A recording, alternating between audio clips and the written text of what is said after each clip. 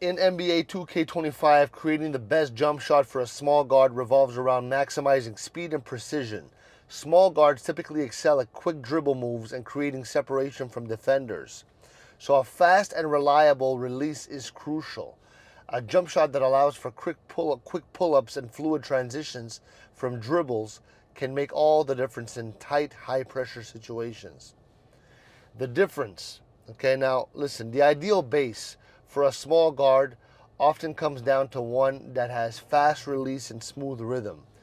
The Dwayne Wade base is a popular choice, offering speed and clean follow through that suits guards who need to get their shot off quickly.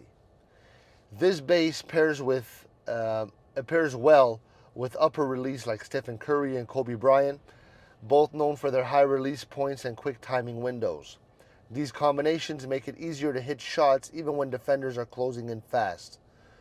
For a small guard, ensuring that your shot timing is spot on is key, as a quicker release can help avoid getting blocked or contested.